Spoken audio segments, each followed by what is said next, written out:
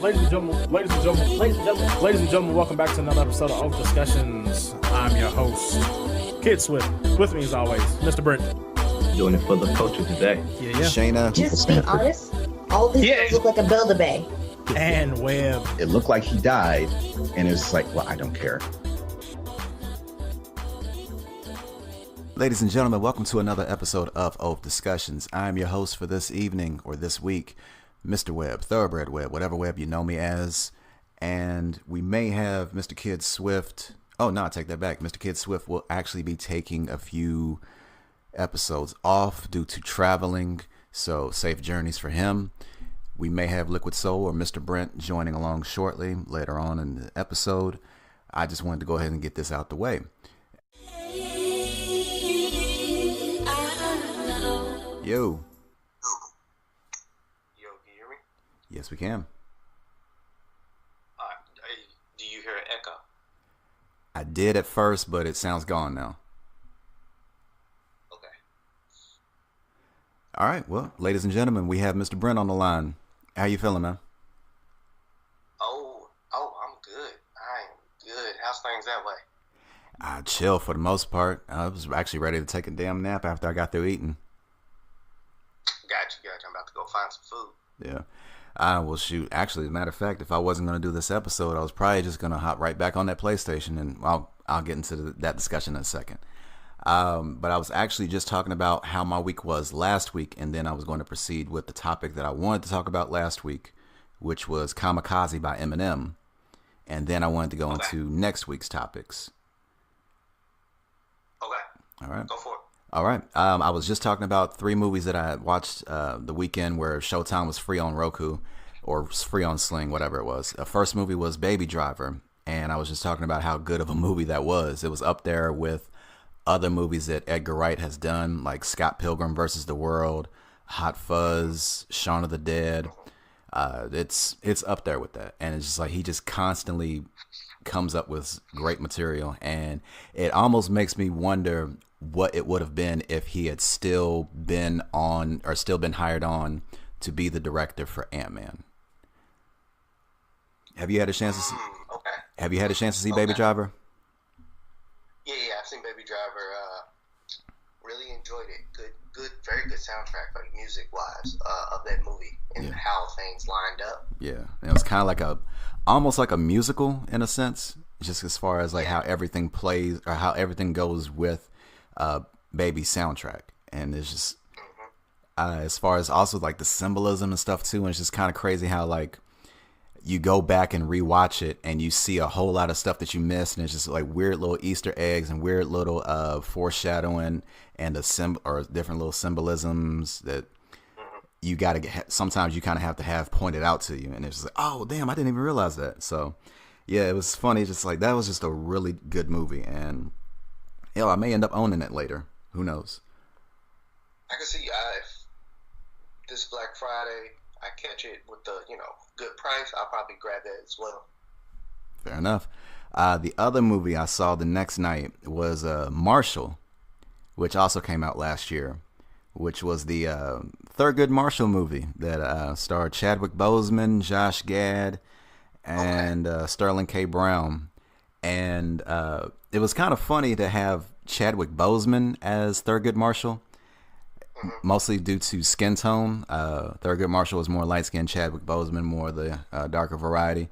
And it was funny because, Jussie Smollett, who plays in Empire? No. Okay. I don't watch Empire. Oh, I don't either, but it's on when my wife wants. It has a big TV. Okay. I haven't watched Empire since the first episode. Okay. So he was actually in that movie, and he was playing Langston Hughes, and it was kind of a weird choice for them to kind of play up like maybe Langston Hughes was gay, maybe he wasn't.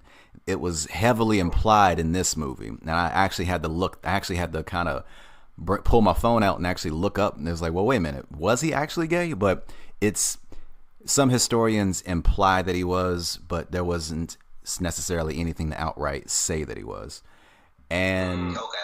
Yeah, it was actually kind of funny because honestly, as far as skin tone goes and as far as kind of like a little bit of a swagger, I feel like Jussie Smollett could have pulled off Thurgood Marshall. But as far as star power goes, I guess for lack of better words, I could see why they went with Chadwick Boseman. And but that was before Black Panther. That was before Black Panther. And now that you mentioned it, there were 3 connections to Black Panther that I thought was pretty damn funny. Okay. 1, obviously Chadwick Boseman is in there. 2, Sterling K. Brown was in there, who's also from This Is Us, and he also played Killmonger's dad in Black Panther. Gotcha. And the 3rd connection was that the director, which was who goes by the name of Reginald Hudlin. He is he's known for doing a lot of stuff with BET, and one of the works that he has done was he actually wrote a few Black Panther comics. Specifically the storyline known as Who is the Black Panther, which later got adapted into an animated or a motion comic for BET. I remember that. Okay. So it was kind of funny how that movie had 3 Black Panther connections. So there that was. With Chadwick Boseman, I meant to talk about his portrayal of Thurgood Marshall. It's funny because you remember there was this video that I sent to the group chat where it was like this. You remember this? It was like an actor reel of Chadwick Boseman sitting there playing, doing like a modern day adaptation of what was it called?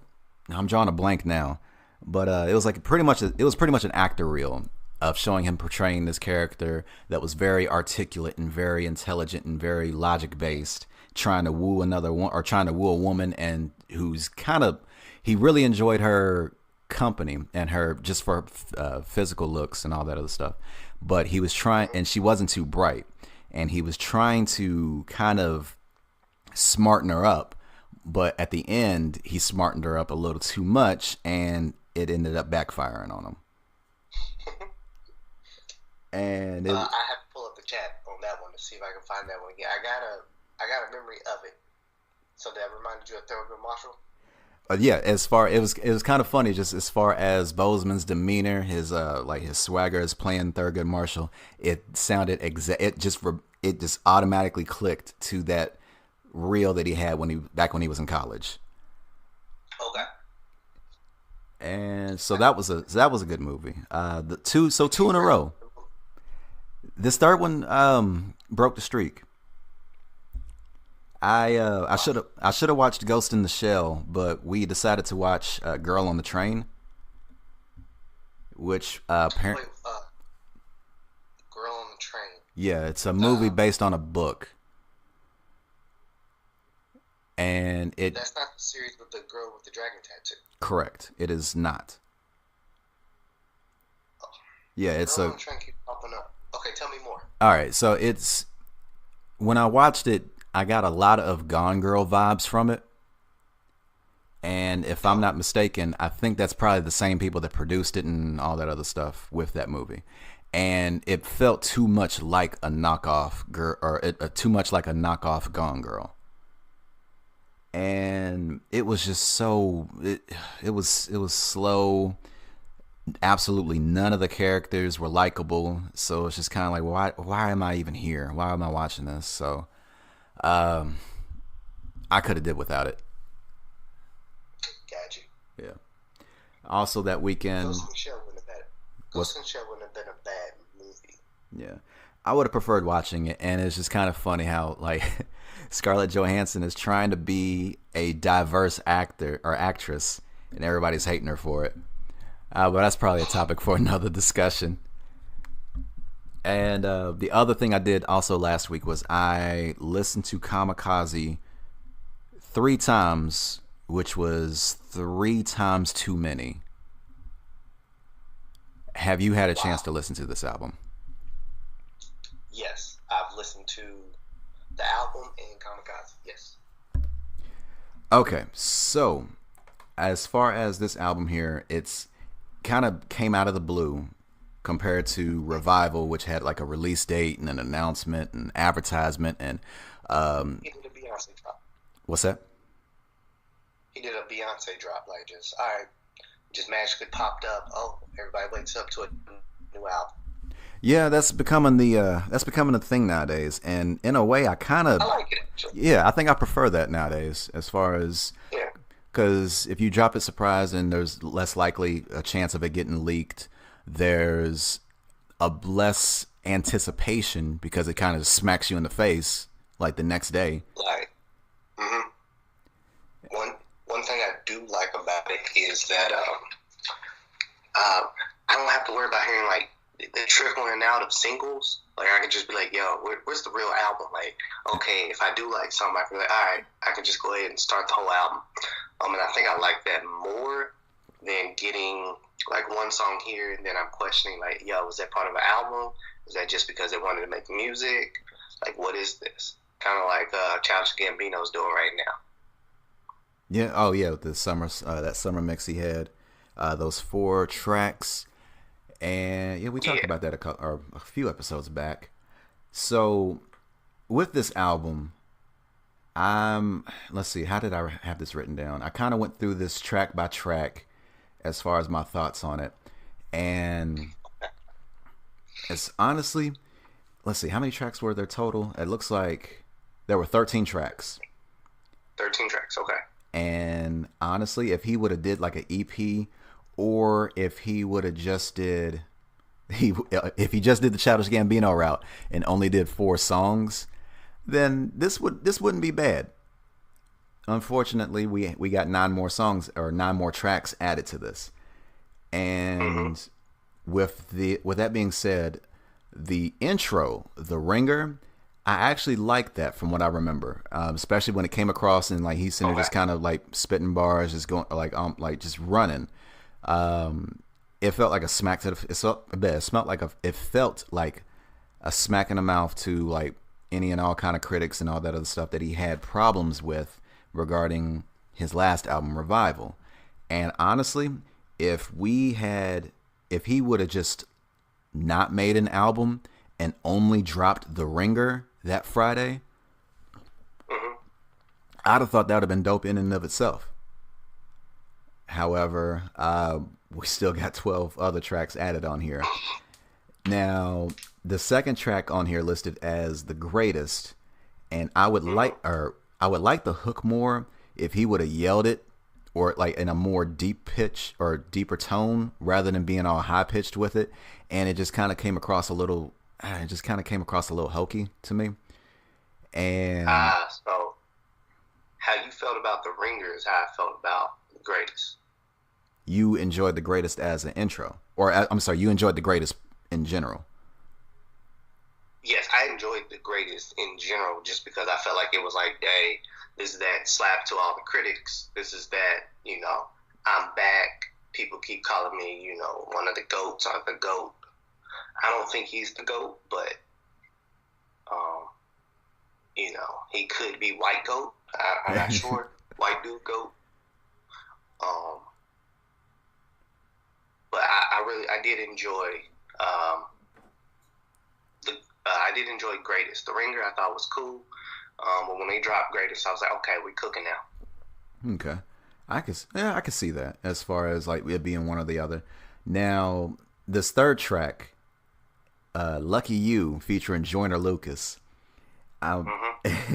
It's kind of funny because you can tell this was like a dream come true for Joyner Lucas as far as being on a track with Eminem, because he was in his pocket. He felt like he had something to prove on this album or on this track, and I really enjoyed that, for lack of better words, hunger that was in his voice, that hunger that was in his demeanor and all that when it came time to spit.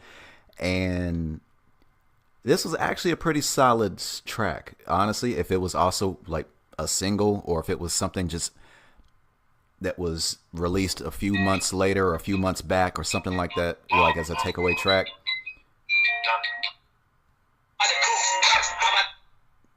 Oh shit! My bad. Could you hear that? Yeah, I can hear it. Yeah. So you can hear the song? Yeah. What were you playing it on? Oh, my bad. Okay, I won't do that. That was all off the phone. That was on Tidal. Oh, see, I forgot about title. Shit. Yeah, I'm not trying to get copyright issues right now. Yeah, so that should be good. I just wanted to hear the beat again. That was I enjoyed the beat of that. That had a nice vibe. Enjoyed more or less the lyrics of everything. That one was cool. I think I skipped the skit, so I have no clue what the skit is anymore. Honestly, it's funny because this skit is the entire album in a nutshell. And it's basically it's a callback to all those times where Paul Rosenberg would do a skit where he was like, it was pretty much a voicemail where he's sitting there cautioning Eminem to, hey, cut this shit out. You're sitting there, you're making this a little hard, you're making my job harder. Chill out with the talking about killing your wife, or chill out with any and all the other problematic shit that he used to do back in the day.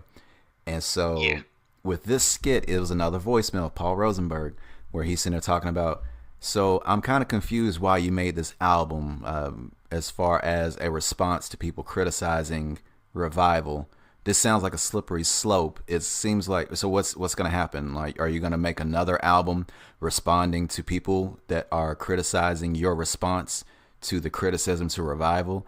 And it was so self-aware that I am surprised that this was left on the album. And if they were going to do that, they should have did this after The Ringer, I felt like.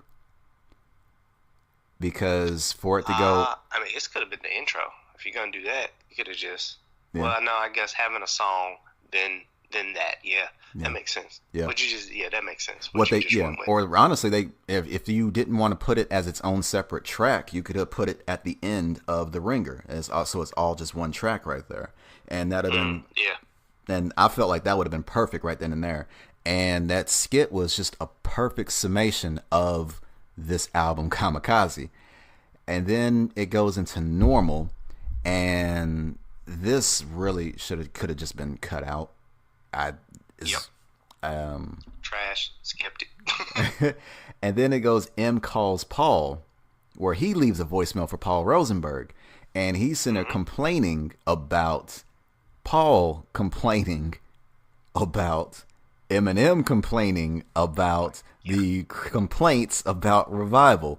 So we pretty much went into like Inception on this skit, and it kind of shows that it's weird as far as it goes along with a lot of this album. As far as it's funny because the skit with Paul's voicemail, it is basically a trees for the forest or forest for the trees. I forget which way it's supposed to go. Paul is kind of like all around for Kamikaze as far as like, well, why are you even doing this to begin with? And then Eminem is kind of more along the lines of leaving his voicemail where he's still stuck and not seeing the forest for the trees, where he's just so stuck on this criticism. And that seems to be one of the very few things that is really marked as adversity for him at this stage of his career, at this stage of his success. And then it goes to track 7, which is Stepping Stone, which is it was an odd track to have on here, as far as basically for him to talk about D12 no longer being a group or no longer being a band. And I was kind of going like, well, this was an odd choice to have on this particular album, specifically because it seemed like it kind of goes along with the title Kamikaze. And I'll get into that a little bit later. And it seems like he's saying on the chorus, I never meant to use you all as my stepping stone. And then he's just kind of going like, well, I'm sorry that your careers didn't blow up the way they should have, and maybe I should have done a little bit more. Me being so stuck into my own world and being so self-absorbed that things didn't work out the way they should have, or things didn't work out the way they could have. Plus, with Proof dying, it was pretty much the beginning of the end at that point. And so there's that. And like I said, this was an odd choice to have on this particular album. I will get into that a little bit later regarding the title. And then we get into Not Alike featuring Royce da 5'9", track number 8. Brought the album back to life. Really? Yes. All right. Yes. Let's yes, see these next two songs are, I think, the best two songs on the album. Yeah, Not Alike. Yeah. I thought Royce Royce the 5'9", did a real good job. The beat changes, and maybe it's because of the stepping stone that it goes to this, that I was like, okay, I've had enough stuff I'm not feeling. That I was like, finally something that I know is going to be, solid or good. That's how I felt about this one. Like, the beat change. I like the beat. I was liking the raps. Yeah. This was my least. What'd you think? This was my least favorite track on this album. Huh. Okay. What put you off on it? Like, what was the thing that? Well, or just all how it all was, like just how that song is from the start. Hearing this, what sounds like a direct copy of "Look Alive" with by Black Boy J and Drake, the same producer. And like it's like a copyright free or safe version of Look Alive. Or like you know how on TV where they sit there and play songs that they sound almost like famous songs, but it's changed just enough to avoid getting sued. That's what this felt like with me. And it was just like I'm really not trying to see Eminem, even if he's joking, do the shoot dance. So I'm mad because that image was stuck in my head when this started. And honestly, especially with that chorus where he's where he's pretty much making fun of Bad and Bougie's chorus, and it was just the point. If it was supposed to be like a joke song, or if it was supposed to be like a parody or something like that, I mean, at least make it good. At least make it in some kind of way. Like I felt like they really could have been a little bit more subversive with this. They could have played it off like it was an actual song. And if you listen to it, and like you could be vibing to it, and then if you think about it or start paying attention to what they're saying, it's like, oh, I see what y'all doing. You're making fun of the people that do that or that rap like this, that talk about these type of shit and this, that, and the other. But it was more. It just felt a little too juvenile as far as how they were playing the joke off. And I can get that. No, I can see that. Yeah. So I mean, with Royce, I have yet to hear a bad verse from him. So hey, and he didn't fail me yet. Yeah. So he hasn't failed me yet. So for me, this was like the way you say it. I can see why you would take it as like, or you would actually feel that this is possibly the worst song on the album, like towards like you liked or disliked. Yeah, this is the song that I was like, wait, run that back one more time. I want to hear that again. Now this, So those are my thoughts on Not Alike. The quicker we can move on from that one, the better for me. Okay. What did you think about Kamikaze? The name, the featured, the title song. Now, see, this is weird because on Spotify did me kind of threw me off a little bit because I looked at the track list elsewhere, and Kamikaze played before Fall on Spotify, but on any of the track lists elsewhere that I was looking at, Fall goes before Kamikaze. And I'm very confused. So on title, it has Kamikaze, then Fall. Okay, then. All right. Well, see, that's weird because the album cover did the exact same thing. It had Kamikaze before Fall. Then we're going with that. Oh, I'm sorry. I take that back. I'm sorry. I messed up. I'm sorry. Fall was before Kamikaze on the album cover that I looked at. Excuse me. I'm sorry. On Spotify, Kamikaze was showing before Fall. So we'll just go by that. So since that's what you're showing on title, that's what I see on Spotify. But regardless. Oh, okay. So the unedited version, Fall comes before Kamikaze. I mean, sorry. The edited version, Fall comes before the Kamikaze. the explicit version, Kamikaze, is before Fall. That is, why would they do that? Not sure. I am not sure, but I'm looking at it. It shows both versions, and so you're not crazy. That's something real. That is weird. Huh. All right. Well, fuck it. As far as Kamikaze, that chorus, like the smash and the bash and the crash and all that other stuff. I was like, all right, whatever. And ironically, that was the least. It was the least remarkable, or one of the least remarkables. Or I almost, without that smash, crash, and bash, I would have straight up forgot about this track on this album.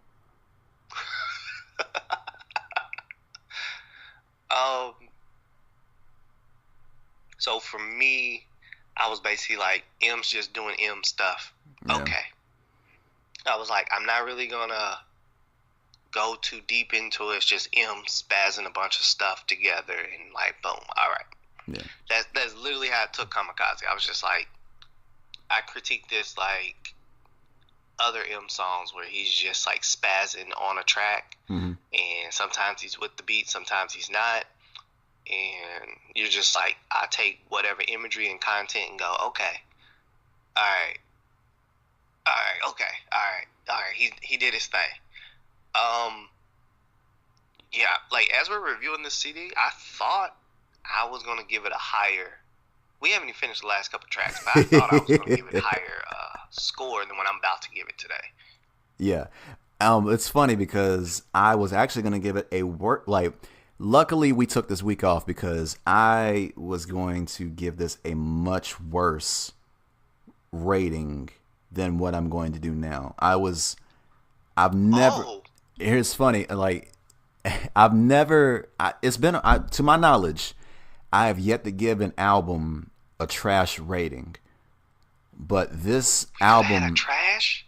For me, I would have gave it gold. Well, see, hold on. Like, this album was teetering on that line as far as being a trash album. And it was just such a disappointment in the fact that this was a surprise album. It's called Kamikaze. Everybody on the internet was sitting there talking about, oh, he's taking shots at Charlamagne. Oh, he's taking shots at Joe Budden. He's taking shots at Drake, Machine Gun Kelly, Lil Pump, etc., etc.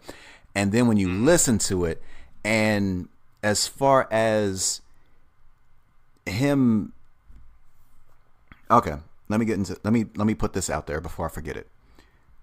When you think of the word kamikaze, what do you think of?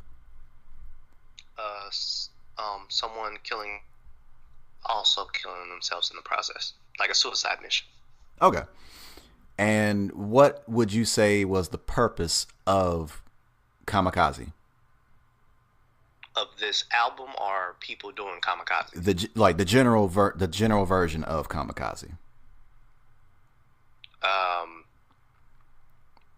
To destroy something else.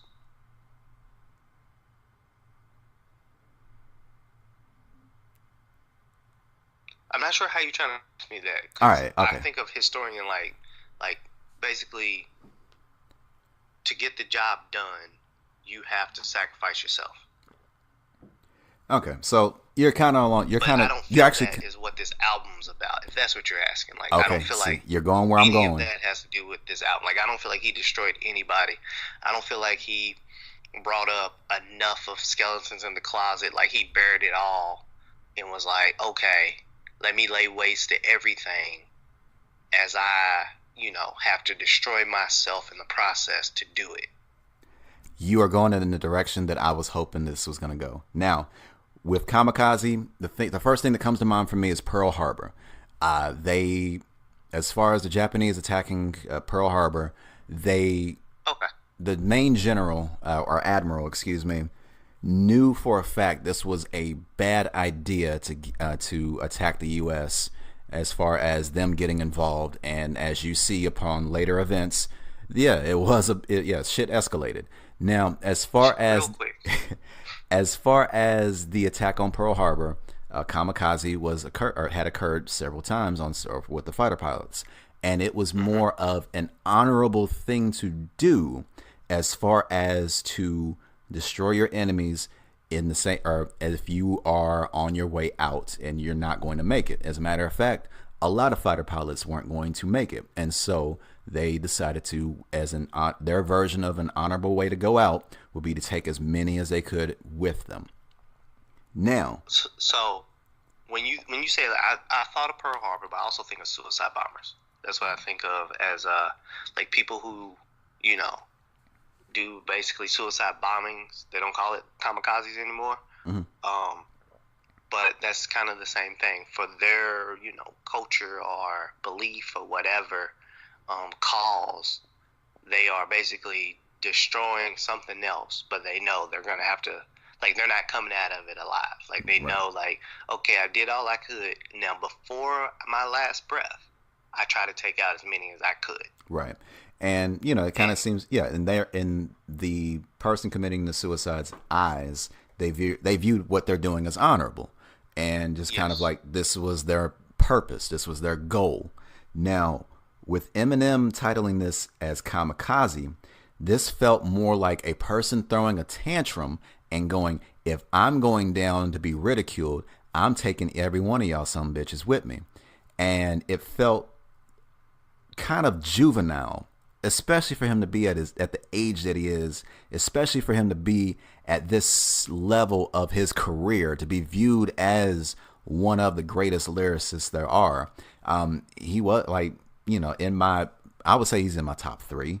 I used to view him as a greatest lyricist. Yeah, I would sit there and I used to have view him as one of my influences when it came to, or back when Country Noise was around. Okay. You know, and for, you know, holding him in such a high regard, and to see how, well, okay, and to see the level that internet people have gotten to him at this stage, at this level, and for him to kind of lash out like he did in such a way over a very mediocre album at that. Now, if people were sitting there saying this shit about the Eminem show or the Marshall Mathers LP or something like that, then, like, you know, coming back to it and revisiting it and sitting there just all of a sudden trashing it, I could probably understand the reason for him to go out like, or to just kind of lash out like he did. And barely even that, because hell, he's rich off of it. I mean, I don't know about set for life, but he's solidified himself as far as if there was a Hall of Fame for rap, he'd be in there, like probably first ballot. I'll give you that. Yes, I will. I'm down. Yeah, for the Hall of Fame, he's in there for sure. First ballot. He should be first ballot. Oh, excuse me. And so, for him to sit there and just kind of, like, as I was saying, for him to lash out like this over Revival, and it's just kind of such a weird way to respond. Like, if he had just, you know, we don't need 13 tracks of you being upset that we didn't get the lyricism, or being upset that we felt we know that you can do better than Revival. And it was such a weird thing for him to also agree. Like, he also agreed that Revival was trash, but he's mad at people for saying that Revival is trash. In a way, maybe it's kind of like along them lines where Fonte said this one time.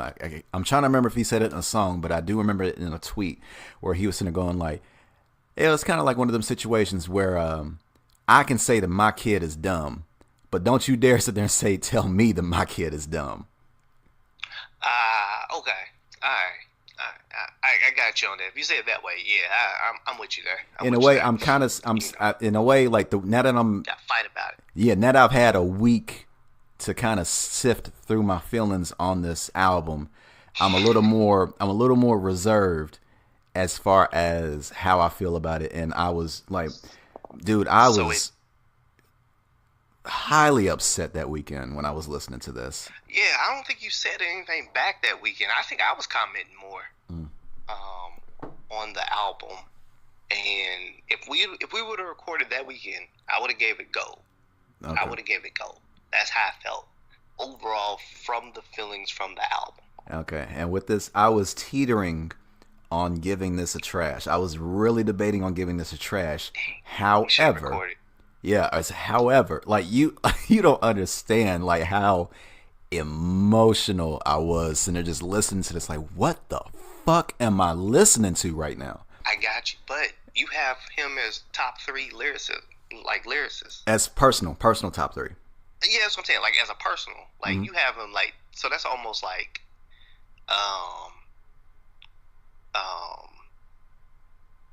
that would be like, you know, if I was listening to Lupe, and Lupe dropped something and was like, yo, what the fuck is this? What are we doing? You know what I'm saying? Like, Right. because I'm gonna rate Lupe a whole lot harder than I'm gonna be Eminem. Like Eminem, I think he's in top 10, but like. Now, no, I am saying lyricists as compared to rappers too. So obviously there is a difference. Obviously, we'll have to probably get into that further on. We Yeah, can do a whole actually, debate on that a little bit later. But yeah. for me, in my personal list, he's not there. I get not that. top 3. Yeah, fair enough. You know.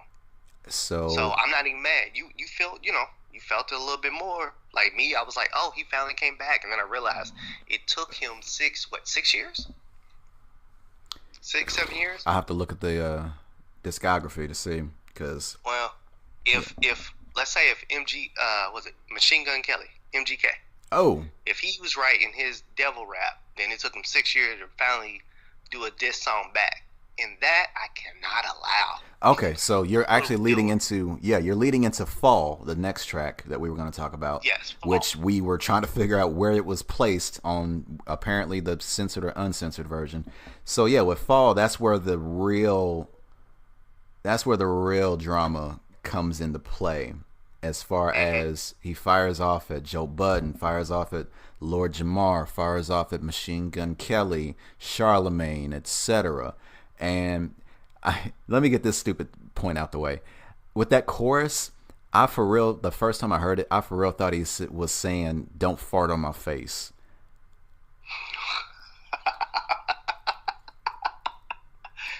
Honest to God, I'm sitting there looking at the title. While the singing was going on, and I was like, every time he start, I would keep hearing "Don't fart on my face," and hopefully now you won't be able to unhear it either. So I gotta listen to the song again now. Wow, goodness. Don't fart on Everybody my go out and face. listen to Fall. If you're at this point, pause it, go listen to Fall, and then come back and see if you come up with "Don't Fart on Your Face."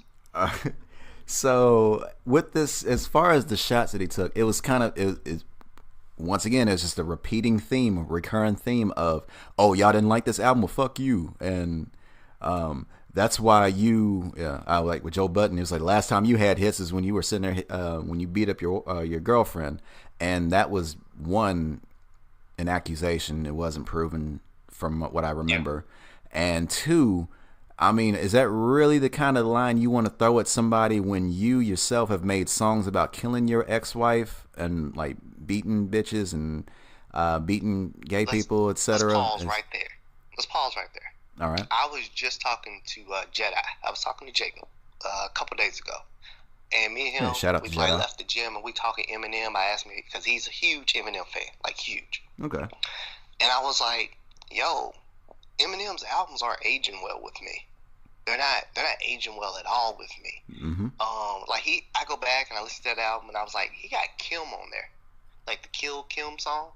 Yeah, I remember. Oh, well, yeah. That song is atrocious. Like, I tried to listen to it again and I couldn't do it. Like, I was like, nope. No.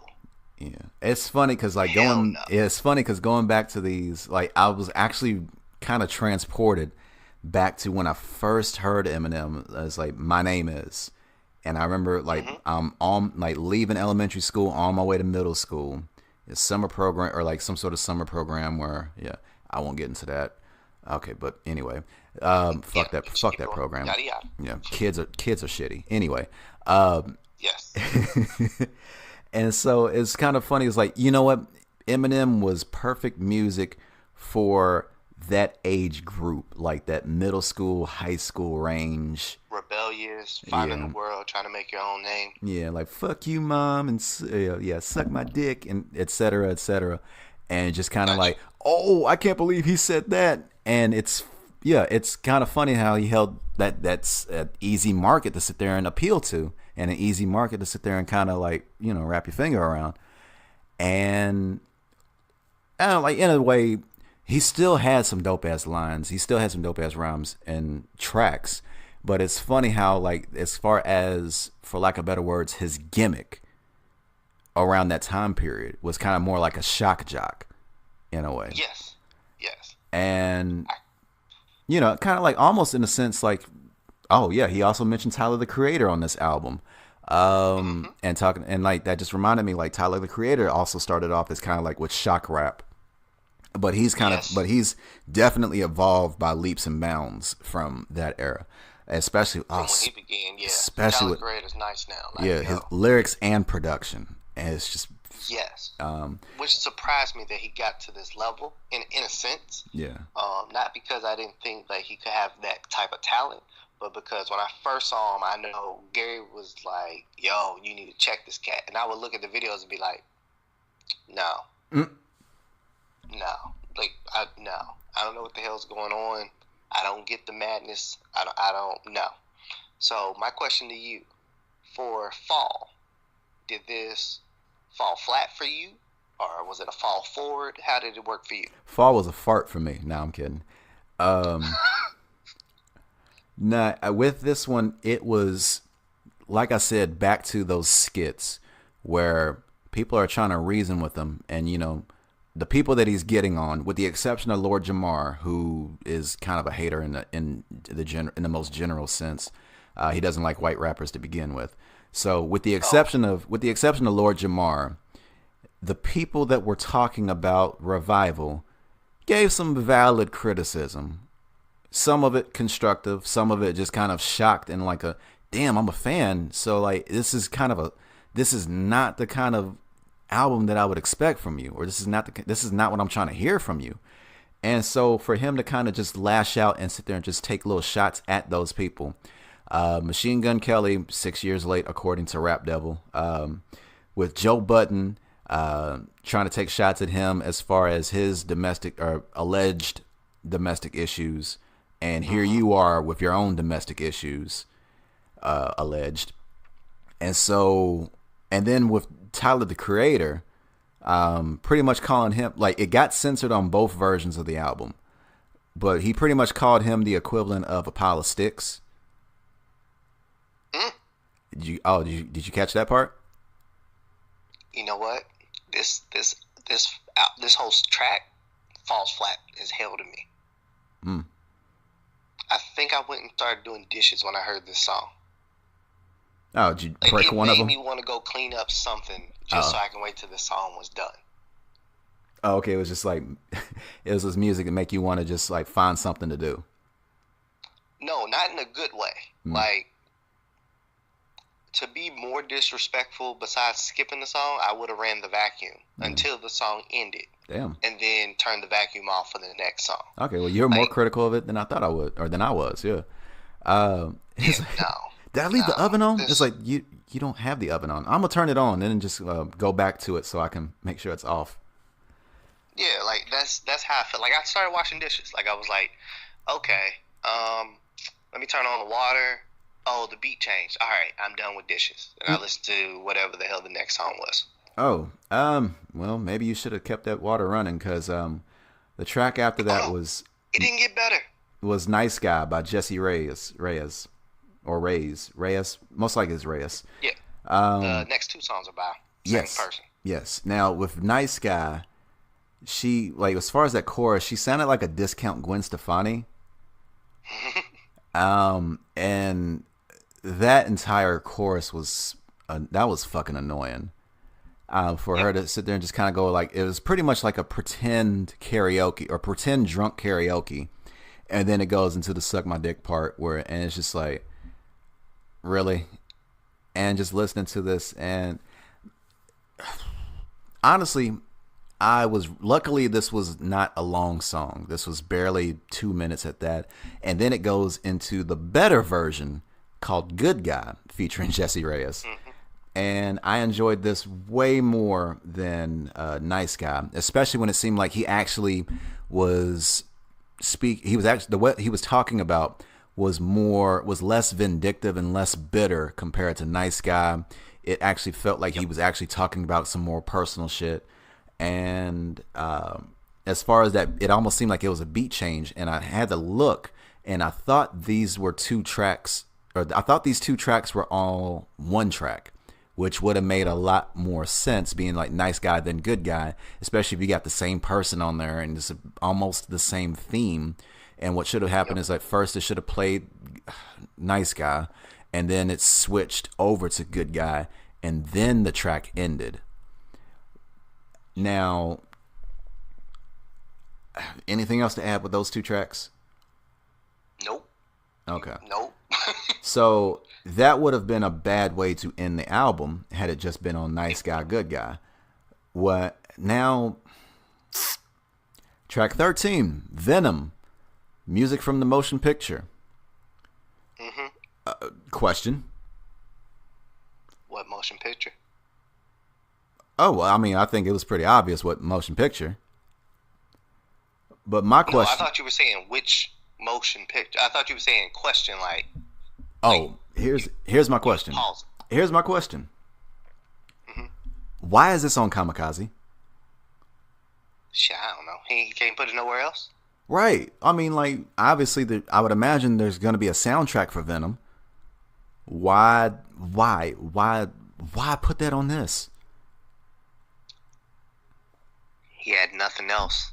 Like, he was like, well, I just dropped like 3 duds in a row. Let me go ahead and just put something, a potential, like, hey, leading on to the next one, I will be found in some future stuff. Yeah. Honestly, like, if this was taken off the album, and like I said, this was like he dropped The Ringer, maybe, yeah, if he would have just dropped The Ringer, shut people up, and then came out with Venom when it was closer to the time for the movie to come out, then okay, I can rock with that. But as far as Venom being on here, and it was such a...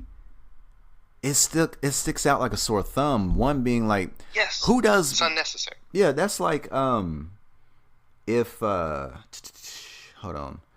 What's the most recent soundtrack? Okay, Future. He was like an executive producer for the Superfly remake. That would have been like if he took a song. That would have been if he made a song called Superfly and put it on fucking Dirty Sprite 3 or some shit. Like, it's like, we know what you're trying to do. Why are you doing it here? Like, why aren't you taking this elsewhere? That makes it's I don't know, it kind of reeks of a little commercial. Maybe fuck it, I'll say commercialism. It just kind of reeks of like some cross promotion. It's just like, is that really the point of this album here? Why are we doing this on Kamikaze? He just had to leave on some kind of positive note, like, hey, also I'm going to be doing the Venom album. Hey, I'm going to do some of the Venom soundtrack. And he's like, all right, kind of like this album should have had to be continued at the end. This should have had less than 13 tracks. I'll say that. This album was a fart. That's all I'm going to say. This album as a whole was a fart on your face. And I'm glad after the week that we took, since we didn't record that week, yeah, my feelings on this album have drastically changed. As have mine. They're a lot more, I've calmed down a lot more compared to listening to it that weekend. Overall, I've already said my feelings about this overall once we got to the title track. So just going straight to the rating, I'm giving this a bronze.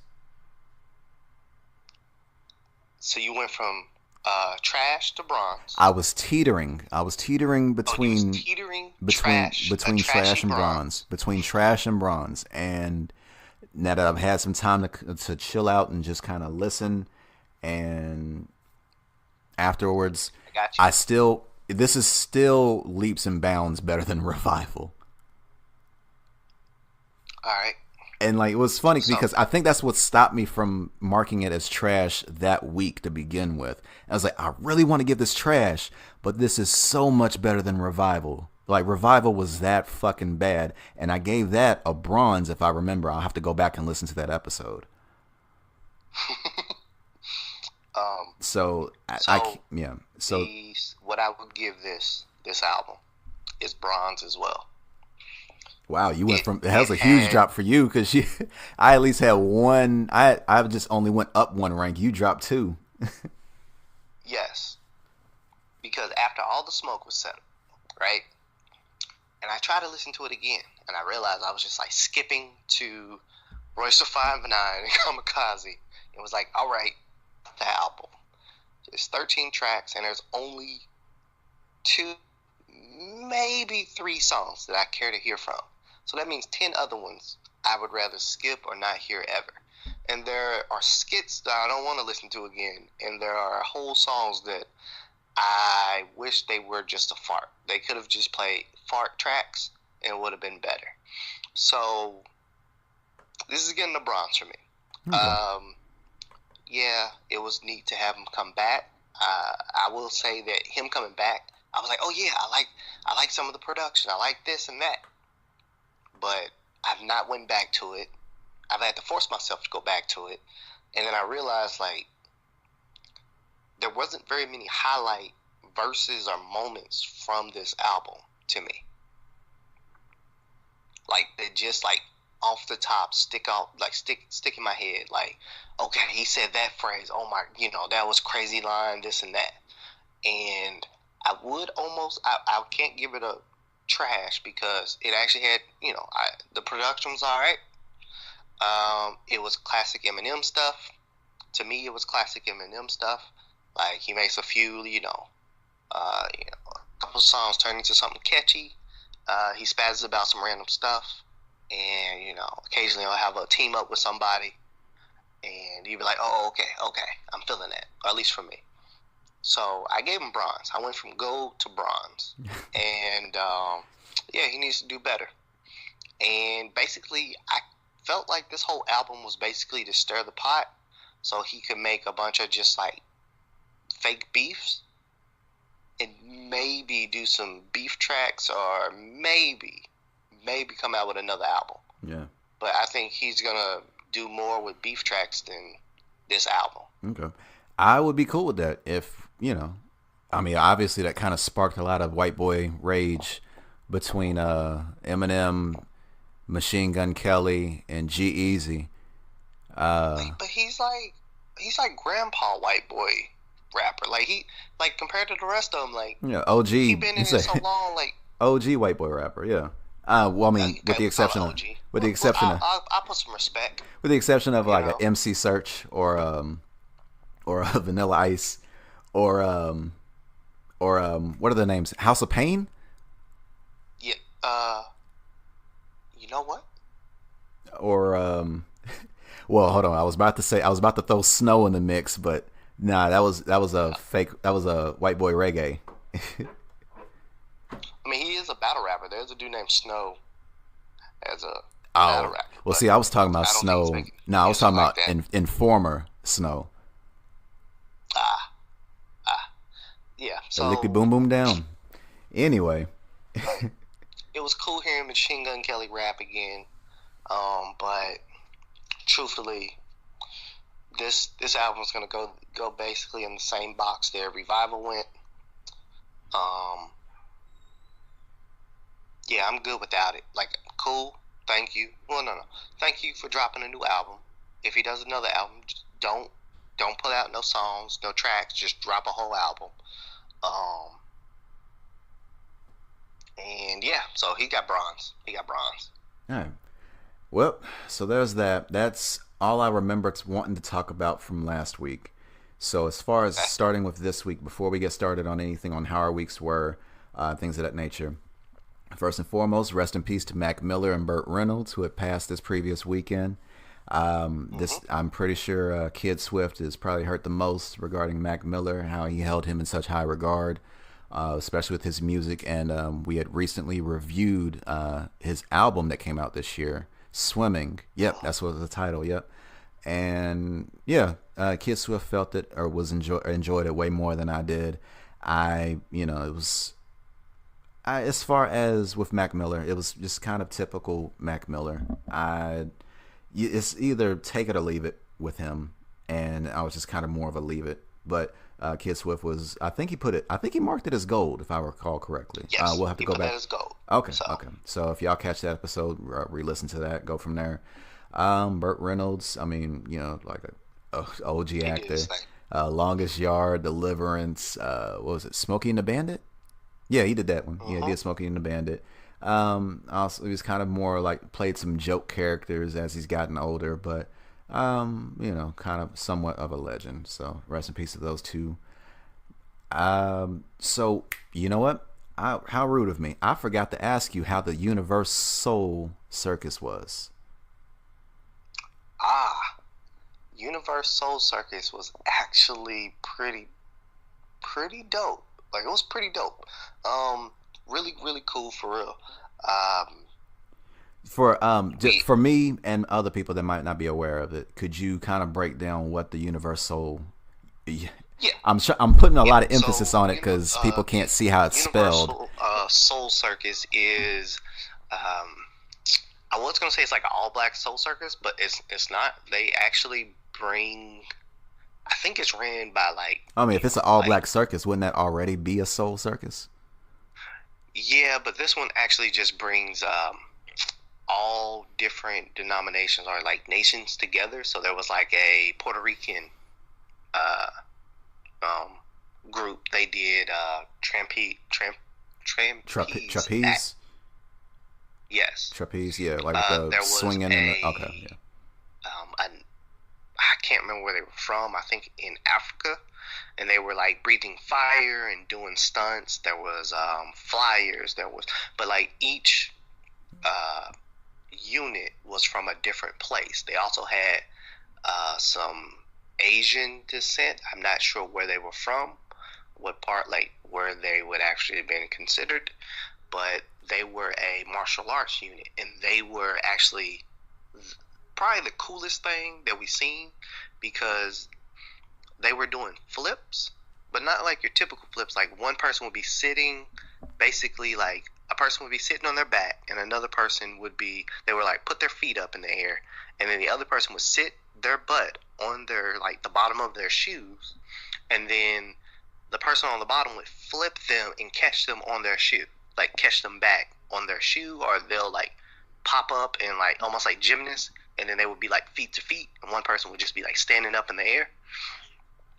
And I'm not sure if they wore cups. Like I'm not sure how they, like, if they were just immune to getting kicked in the balls or. Oh, okay. I thought you was. Like, I was like, I don't know if they were wearing cups, but them bulges were huge. I didn't know where you were going with that for a second there. Oh yeah, no. No, they were like they had to be landing on their stuff. Eesh. Like, and they weren't like flinching, like at all. And I'm not sure if they were like little kids or if they were like, I know some of them were like grown. They seemed like they would have been in the early 20s, stuff like that. And most of them weren't doing the flipping, but like I feel like somebody needs to get those kids checked out. All right, I'm a little concerned about their well-being. It's probably like that Shaolin style where you just condition yourself to take pain and just kind of become immune to it after a while. How many kicks to the balls do you got to do? I'm sure I could have somebody else test that theory out. You test that theory out on who? I could have someone else test that theory out. Oh, okay. I'll watch. On who, sir? Because if that's happening with me, nah, it's not gonna last very long. Yeah, I'll just watch and take. I'll watch and take notes. I'm good over here. Yeah, but the Soul Circus, like they really did. They were really trying to bring in different acts from different part of the world and put them under one show. like put them under one umbrella. Now, it was being ran what seemed by like a black organization. You know, the MC was black. The only people that came off to me that they were like Russian or something were the animal tamers. And they were doing like jumping off horses, and camels were doing tricks, and zebras, and you know, little stuff like that. Okay, so now, further in the stereotype that black people don't fuck with nature. I got you.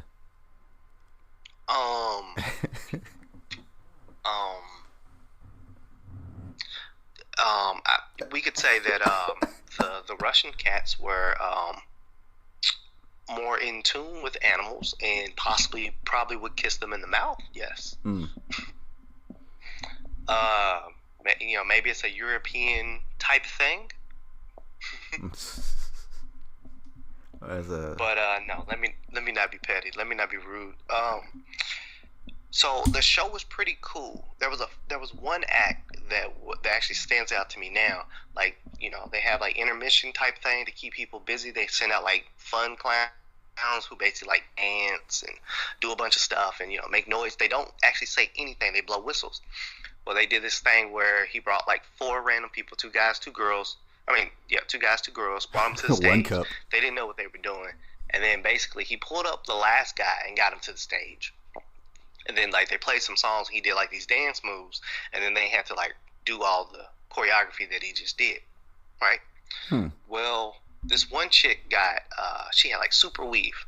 And they played, what was it? The Patcher. It was like the song where Beyonce's patting her hair, patting her weave. The Single Ladies. Oh, okay. Yeah. Oh, okay. They played that, and then she stopped in the middle of what she was doing and wouldn't finish out the dance. Everybody, her, like kids and grown-ups booed that lady. Now, why did she stop? They gave the guy, Why did she stop? I don't know. I guess she was just like, I'm not doing the Tootsie Roll or doing something. And they wouldn't even having to like be like super vulgar or nothing. Like she might have had to like pop it a little bit, but you know, she had a few kids, so I think she was all. If it was the club, I think she would have been tooting it up, tooting and booting. It's probably that that's not the shame right of being in front of a stadium. It probably that shame probably set in. Because at least in the club, it's only like maybe two, three thirsty ass dudes. The mother in her was like, "Hey, let me not twerk this thing in front of my kids. Let me not show how they got made." You know what I'm saying? You know. Now, another person got booed right after that because the dude literally they was playing the song and they gave him another Beyonce song that was like real flamboyant, and he was like, "No." So he runs off the stage. They super booed him for like 2 minutes. Oh man, his masculinity was and then they just moved on with super the next fragile. Like, on that I was one. like, oh gosh. So that made my day. I laughed a lot on that. Went to Papa Do's after that with the fam. You know, ate red fin. I don't think I'm buying $40 fish meals anymore. Like, I think I'm good. Yeah, I think once is enough. Yeah, but it was a celebration. My auntie's birthday. I had just graduated with the masters, so I'm officially done. Like, congrats. Should be popping up here soon. Thank you. So I was like, I'm gonna treat myself. Now, can I just go ahead and lead? Like, so running into this week, and I'll make this short, or last couple weeks. So I went skydiving. I jumped out of a plane. Labor Day weekend. So what prompted that?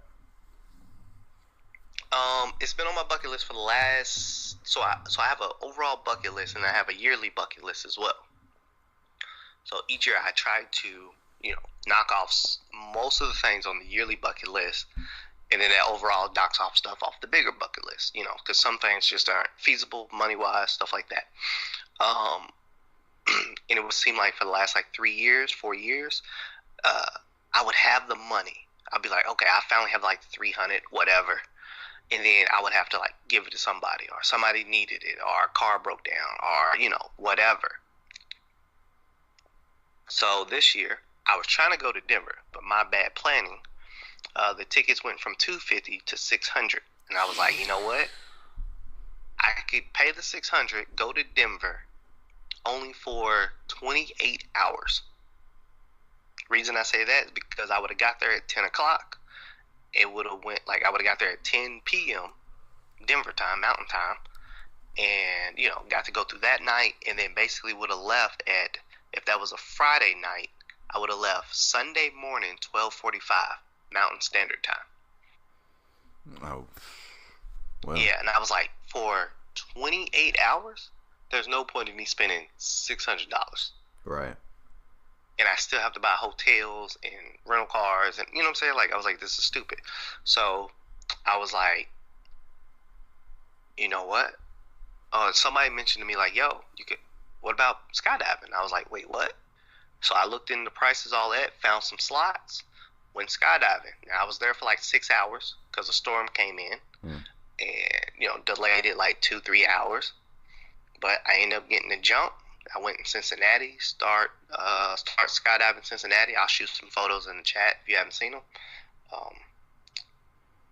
One of the coolest things I've ever done.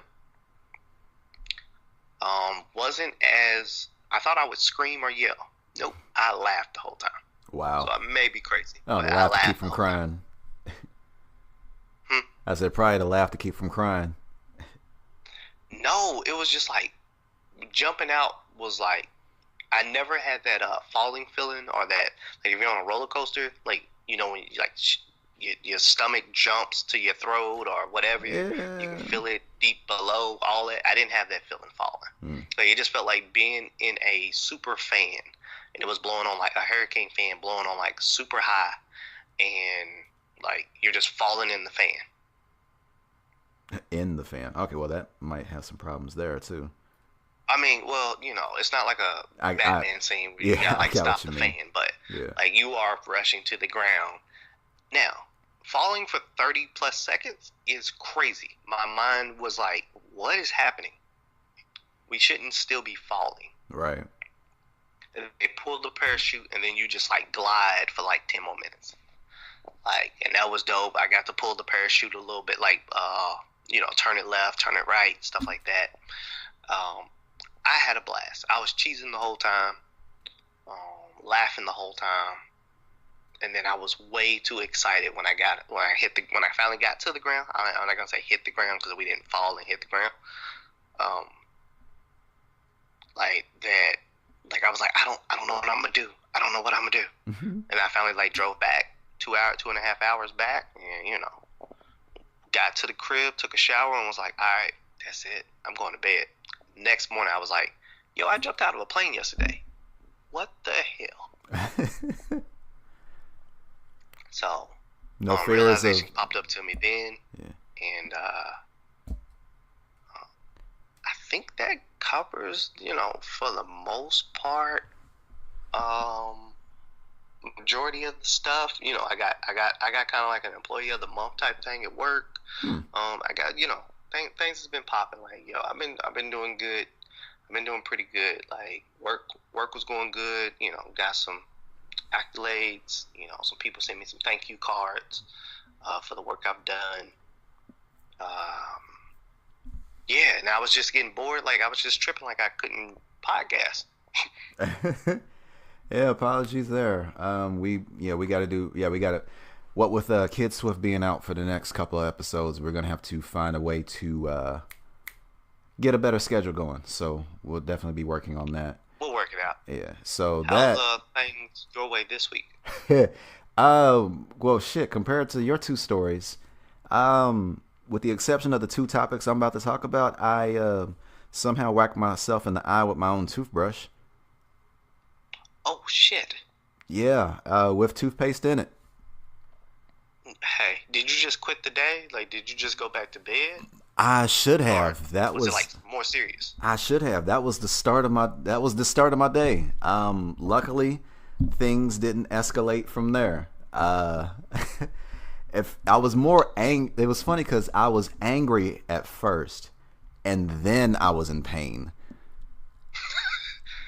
Like, I sit there and just like, wow, and I was like, son of a bitch.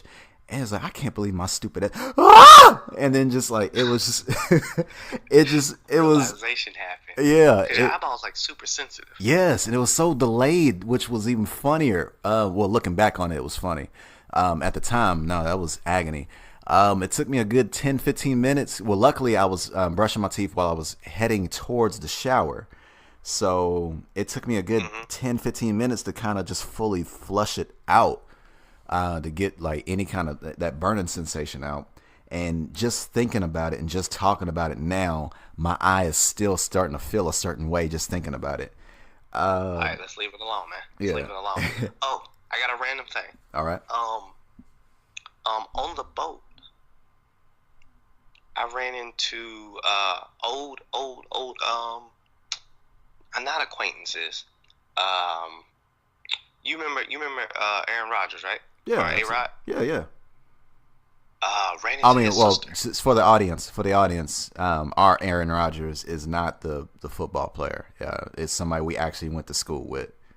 I mean, he played football. He did, but he didn't make it to the NFL. This is not the A-Rod. This is fair. Rodgers. This is fair. This is not the Packers Rodgers.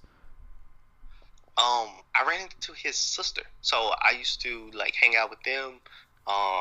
Basically be like another son to their folks. Yeah. Well, reluctantly did that way. Okay. I don't think she was really trying to claim me. We'll leave that alone. All right. But ran into a sister, got to get his number, so I'm gonna hit him up. I was actually supposed to be in Lex tonight for a show. One of my brother's best friends, or two of them, are actually putting on a show tonight. One's playing guitar and the other one's rapping. But we'll talk about that a little bit off air. But I haven't seen her in like 15, maybe 15 years. His sister. And it threw me off because I was like walking on the boat because we went to this, what they call a Kappa cruise. Basically a cruise on a Bella Louisville, or you hop on the Bella Louisville, it goes around the banks, the water, Indiana, Louisville side, and they got like a DJ, right? Mm-hmm. It was a Kappa thing. So I'm like kicking it with my fam, chilling, whatever. My cousin's like, yo, why don't we go do this, this, and this? And I'll walk around the boat with you. And I say, hold on, cuz. Everybody's going to think that we dating if we do that. Like, hold on. Let me make a route. Let me do a patrol one time and see what's out here. Silly. Right? And then my cousin for the rest of the night was like, yo, I'm not out. We ain't got to go nowhere. Like, I don't want everybody thinking you ain't single. I was like, nah, it's cool. It's cool. Most people thought we wasn't single when we first came in here. But silly. A lot of times, if a guy, a man and a woman walk in together, a lot of times people think that they're together. Yeah. Just in general. And then, like, depending on how you all act or, what your body languages are, they may go, oh, they might be family. Oh, they might be such and such, right? Right. So, but I ran into her. And then I apparently ended up dancing with one of her, like, best friends. Okay. That's not awkward. And, huh? I said, all right. That's not awkward. No. Because I was like, dancing. This chick was like, had her drink on the floor, and I always have my drink with me on the floor. Like, if I'm dancing, I always keep my drink with me. Sound like me. Safety first. And I feel like it's a little bit cooler to just have my drink and it never spills like Undercover Brother. Like, it's just everything I do. Drink never spills. So we was out there just like two-stepping, dancing, all that. And then I guess I actually showed that I could dance. I could show some, sweet feet. Oh. And that's what I remember for the end of the night. Like, because I was talking to her later, and then the other girl was sitting there, and she was like, "Oh no, that's my bestie." I was like, "Oh, okay. Well, shout out to bestie then." But it was really dope to like catch up with his sis. So I hadn't talked to him forever, and I'm gonna get her on the podcast because she's traveled, like done some traveling, and she'd be dope to have, So she said she's down to be on the podcast as well. So I'm gonna set that up so we have a guest here in the next couple weeks. Yeah, we're a little overdue on those, so that's what's up. Yeah, school threw me off, right? But I'm back. Well, we should be all right. Well, then in this case, let's see. Topics, real quick. Okay, so with the topics, have you had a chance to watch any of the second season of Iron Fist? I'm still debating if I'm gonna do it, man. Depending on what you say next will depend on if I will. Because the first season was a chore, like listening to Revival. Like, it was a chore. Nice callback. That's funny. Yeah, as we've mentioned multiple times, season 1 of Iron Fist was the reason I came back to the podcast, because I had to get that off my chest. If we were doing ratings back then, that would have been a trash. Yes. You know how bad. You know what? I'll say it off air. I got a comment, but I'm not sure if I want to say it on air. All right, then write it down in case so you don't forget. No. All right. Okay. So, all right then. No, I got it. You know how something can be so bad that it'll mess up a mood? That was it. Iron Fist season was a mood killer. What type of mood was that killing? Okay, moving on. Yeah, all right. So, since you have yet to watch it, I will remove the notes that I had for each season and just go with the overarching thoughts that I had about this season. Okay. So first and foremost, why have they not put him on a push-up program and started giving him protein shakes? Like, the show's trash, and don't care. It's not that hard. Just have him do 100 push-ups per day. He'll at least look like he's an athlete. He'll at least look like he does something physical. As far as every time they have him shirtless, it's just like, there's no way you've been training for 15 years with martial artists. And it's because he's the immortal Iron Fist. Yeah. Protector of Kunlun, destroyer of the hand. They've calmed down with that ramble that he was doing all throughout season 1. They've calmed down. Lifelong immortal Iron Fist of immortality. So So as far as with Danny, they're still having problems making him look the part or making him look like can do some damage, which it's so weird to me. It's like, it's not that hard to put somebody on a workout program. I mean, look at fucking Daredevil. Look at Punisher. Look at obviously with Jessica Jones it doesn't work because she doesn't need to look like she's athletic because she has superpowers. She's more fit than him. It's okay. Yeah. Luke Cage, obviously, he was already big to begin with before he got his powers. So, at least everyone, with the exception of Danny, looks convincing. Speaking of Luke Cage, there was a huge personality disconnect between how Danny was in the second season of Luke Cage and how he is in this season.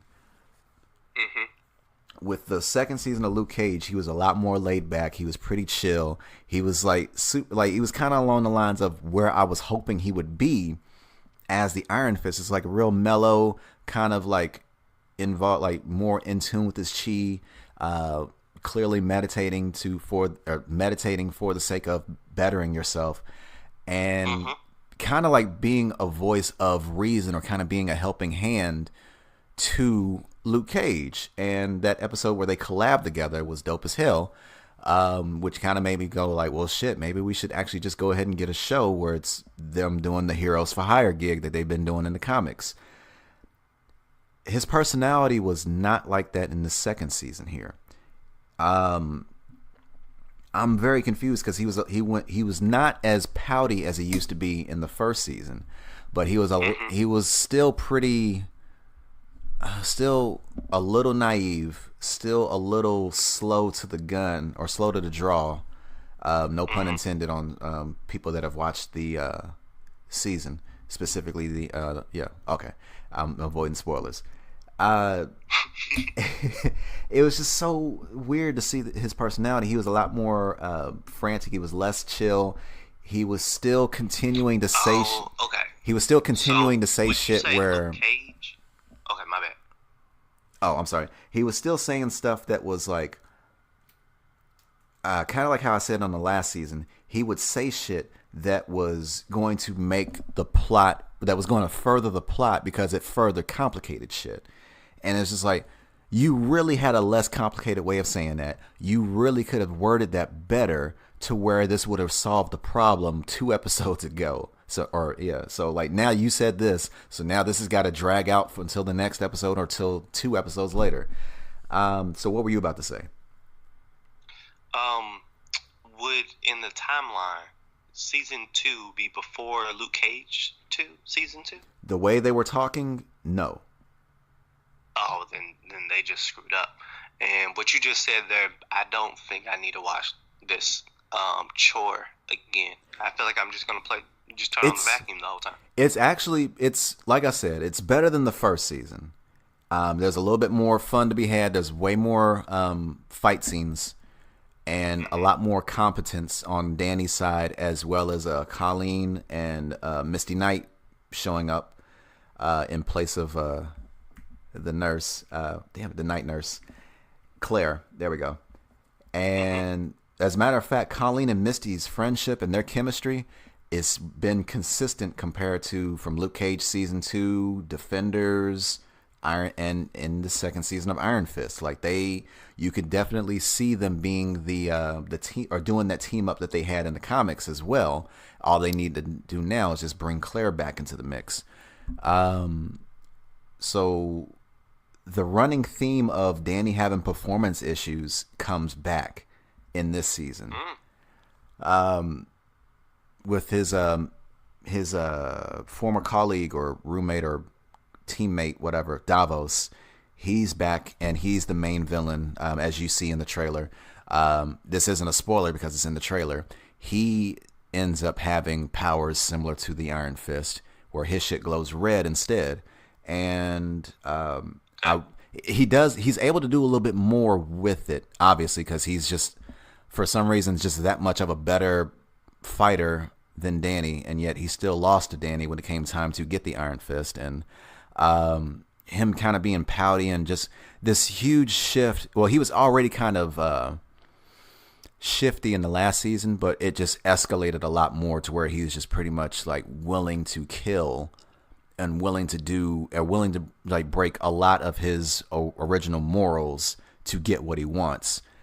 And he does a lot of interesting stuff with his version of the Iron Fist compared to Danny. And without spoiling shit, he's able to do a little bit more than what Danny has yet to accomplish. Okay. Yeah, those are the main notes that I had about this. Iron Fist season 1 gets a trash. I'm willing to, with this being 10 episodes, compared to the normal 13 that they do, it felt a lot more compact. It felt a lot more streamlined. There was less. I mean, there was still some filler, but it was less dragged out compared to trying to get 3 extra episodes in. Excuse me. Okay. And I'm gonna give it a bronze, which is an improvement. Are you recommending it though? If you, that depends on what they're gonna do on if they're doing another season of Defenders. And if Danny somehow makes an appearance on Luke Cage, because something happens in that second half that really changes the course of Danny in general. So it's more of take your time. Try this show. I'm gonna give it a shot. Yeah, take your time with it. Don't worry about binging it. I ended up watching it as soon as Friday morning, as soon as I woke up, which is like 5:30 a.m. And I finished it at 5 p.m. before I left work, excuse me. So I was kind of back and forth between the commute and back. And so I finished it as quick as possible just so I can get into the next topic, which was Spider-Man on the PS4. Mm-hmm. Have you had a chance to play? I have not had a chance to play. I've heard countless people's reaction. What I'm hearing, and I'll get you'll give your own personal feeling. I've heard this could be. I've heard this is actually the best Spider-Man game. I've heard the swinging, the actual like traversing, swinging, getting around is astonishing. Is amazing. Spectacular. Even. Spectacular. There we go. What I have not heard is what is the story like. But overall, I've heard that this was worth every penny to buy the game. Like, it is people's favorite right now. Like people are loving it. And I don't know, is that how you feel as well? Because as much as I've seen this, I'm probably gonna pick it up just because like I really do like Spider-Man. It's just the games are typically like I could get bored with them within a week. You know what I'm saying? 2 weeks, like after I beat up enough people, swung around, webbed a few things, like I have, you know. Yeah. So I could, as anyone that is a Spider-Man fan, anyone that has a PlayStation 4, I could not recommend this I couldn't recommend this any further than going to get this game. I just realized that I'm at maybe 60% now on completion of the game, but I've only finished Act 1 of the main story. I've been that's actually very amazing. I'm very, very distracted based on all the stuff that it has you do in there, or all the stuff that's available. Like, it's funny because it's basically along the lines of, hey, Spider-Man, we need you to stop these terrorists. And I'm sitting there going like, I'll be there in a second. I got to catch these 3 pigeons right quick before for this next upgrade. So, Yo, that's dope though. I really love a game that doesn't pigeonhole you to be like, hey, you need to do this, this, and this. But it's like, hey, the world is open. Do what you must. Find your own venture. Find your own story. And then if you happen to want to move the story along, cool. Yeah. But if you don't, you got countless hours to sink in this. Kind of like Skyrim, but Spider-Man. Yeah. I got a lot of physically the same type of game, but just like that open world, you can do whatever, or you can even do story missions from time to time. Yeah. In a way, I kind of got a little bit of. There are some comparisons that can be made between this and the Arkham series for Batman. Mm-hmm. But as far as this elevates it to a whole new level for the fact that it takes place in what seems like. Well, for the Arkham series, it's almost always usually taking place for one night. With Spider-Man, it's okay to take, like, as far as the storyline, to take place in the daytime and the nighttime over the course of several days or what have you that's going on here, or even weeks based on the story mode. And it feels like the people, Insomniac, who made this Spider-Man game, were kind of like, okay, I see your Arkham, and I'll raise you all this shit that we got going on. Hold my beer, basically. And Arkham's a great game. Like, that's absolutely the problem. Like, yes. It feels like Arkham, but that's not a bad game to have your game be compared to. Yeah, absolutely. So yeah, like I said, I've only finished Act 1. I'm still on Act 2. Maybe after this, if I have enough time before bed, I'll probably mess around with it before bed. So yeah, I can't recommend this any more than what everyone else has been talking about at this time. What are you doing with yourself? Go get it. I just bought DBZ, Dragon Ball Fighters. Yeah. I may have to mess with that. It's just I ain't. Well, I've already got one fighting game, which is funny because I've been it's almost been like a chore because I'm trying to raise up my rank, and right now I'm at a bronze, and I'm trying to go up to silver, and then after that gold. Now this is different from our rating because after gold it's emerald or jade, depending on who you talk to about this on Absolver. And gotcha. I was kind of burnt out. I took 2 days off of Absolver to play Spider-Man, and I just had so much more fun because compared to fighting games, like you have to expect to get your ass whooped when you go up against random people on the internet. There's going to be a lot of stuff that's going to be out of your control. Either they have a better idea of how to control or how to do their combos. They have better spacing, timing. They sometimes have cheap, spammy type moves. Sometimes they fight dirty. Or better internet.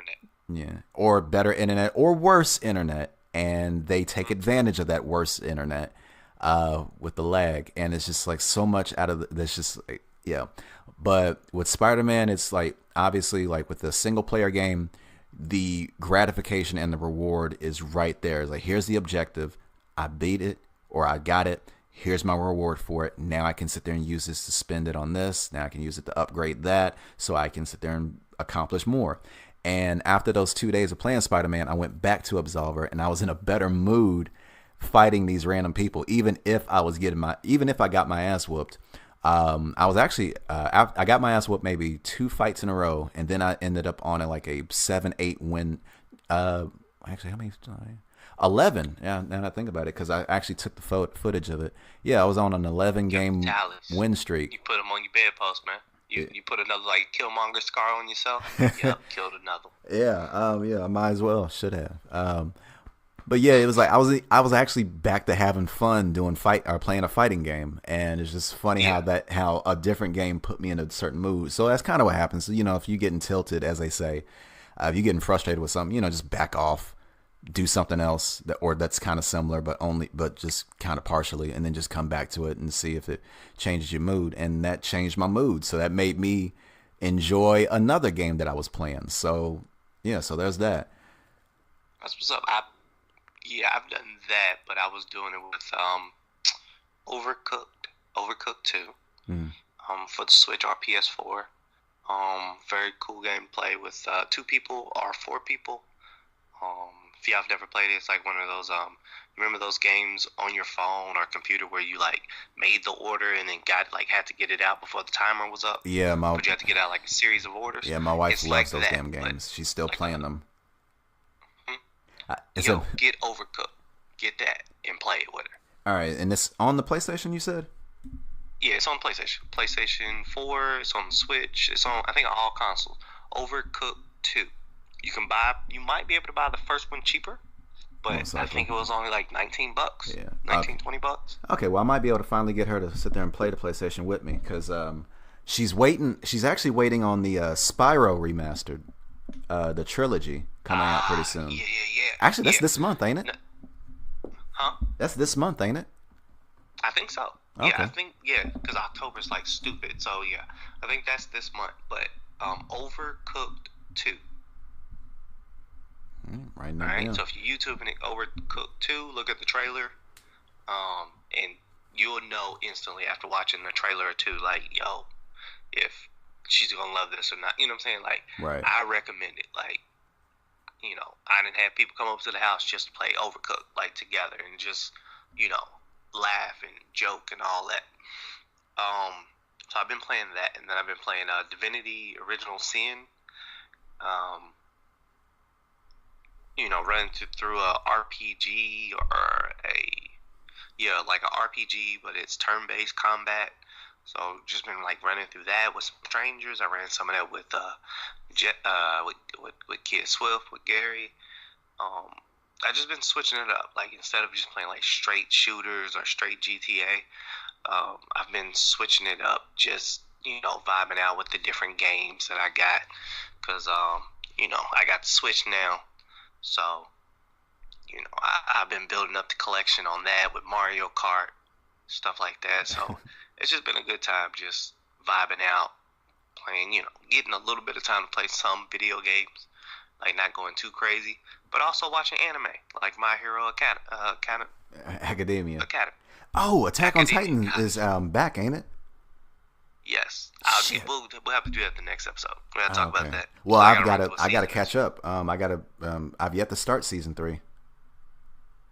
All right, so we can run it. We can holler at that about maybe the next episode. Yeah, I gotta catch up though. Man, I don't know if my nerves can handle it, man. That show's stressful. It can be. It really can be. But I do got a question for everybody listening. If you are a anime fan, what is a anime that you would maybe one or two animes that you would recommend to someone who wanted to get into anime, right? So what is an anime that you enjoy that you would recommend for somebody who is trying to, who doesn't know what anime is or wants to get into anime? This isn't for me. This is a question that I was basically given from some people over the weekend. It was like, what got you into anime? Or, what was the shows that, like, you would recommend? And, Samurai Champloo came out, One Punch Man, some other stuff. So, it's my question to the group. All right. With that being said, ladies and gentlemen, with this, I want to leave y'all with this parting words of wisdom that has caused a lot of controversy, and that is stand for something, even if it means sacrificing everything. Yo. Okay. Go ahead. What you about to say? Serena got gypped for she would have to win it first, but she got gypped. But from that stand ad? For something, even if it means sacrificing everything. Yeah, so shout out to Nike stirring up shit with the racists. I mean, granted, and it's funny seeing people sit there burn their stuff that they've already paid for, or buying stuff to burn it, or pretending to boycott it, and just looking at this news article, apparently there was a 31%. The sales for Nike increased by 31%. A few days after, I think the next day after that Nike ad aired, excuse me. So shout out to Kaepernick, shout out to Nike, shout out to Ford. I forgot about that. Ford Motors even sit there and was showing support for. They were showing support for Kaepernick as well. Let me get back to, if I can get back to the article. And it was funny seeing. I was online and it seemed like, yo, is everybody burning their Ford trucks? Or yeah, their Fords so now? it's funny because somebody was sitting there going like, "Oh, I can't wait to see these." I was like, what just happened? I can't wait to see these rednecks so conflicted about whether they should burn their F-150 or not. And it was beautiful, just fucking beautiful to see that. So, with that being said, ladies and gentlemen, that was this is episode 110, correct? Of OafDiscussions. I've lost in the sauce. I don't remember anymore. Fair enough. Ladies and gentlemen, if you had any questions, comments, or concerns, by all means, leave that in the comments section on YouTube once we post a video, or in the comments section on any podcast platform that you follow or listen to, whether it be Spotify. Well, you can't comment on Spotify, but you can listen to it on Spotify, Podbean, Stitcher. Let's see, what are other platforms that can be found? YouTube. Yeah, we mentioned there. OafDiscussions.com. Yeah. Oh, we're on there? Yeah, I believe we're on iHeartRadio. Oh, I have to look at that up. Okay, I'll post a link if I see it. I'll double check later, but I think we're on iHeartRadio. All right, then. On social media, we are at OafDiscussions on Twitter and Instagram. Check us out on the Facebook groups. Just search OafDiscussions. You can't go wrong there. You can find me in St. Louis on Facebook. Or specifically Twitter and Instagram is more likely where I'll be more active, despite the fact that I'm only there like every other day. Webb859 on Twitter, Webb.859 on Instagram. Mr. Brent, how can they catch you? If you really trying to find me outside of jumping out of skies, I'm planning my next takeover or bucket list item to be checked off. You can find me on Instagram or pretty much all social media at LLCOOLB22. That's LLCoolB22. You'll also find me in the Facebook group, in the chat, talking in that group or some other podcast group, stirring up the pot, things like that. That's it. Like, hey, everything else you can, find me where you find me. All right. Oh, also another platform to reach us, or to message us or talk to us, using OafDiscussions@gmail.com. Now, you can reach out to Kid Swift using KNKidSwift on Twitter, at future_ASC on Instagram. Shayna is still at ShaynaNB on both platforms, Twitter and Instagram. Ladies and gentlemen, with that being said, thank you for listening to OafDiscussions. You hope you have a good rest of your week. Deuces. Why not be great? Ah, shit, it didn't stop. Hold on. I'm gonna leave that in there. Ladies and gentlemen, that has been OAF Discussions. Please listen to us on Podbean, iTunes, Google Play now, Stitcher, audio episodes on YouTube as well. And so that's all we have today. Thank you very guys. much for listening, and you enjoy the rest of your day. Appreciate it. Peace. There we are. OAF Discussions pioneers. Quickly. Confirmed.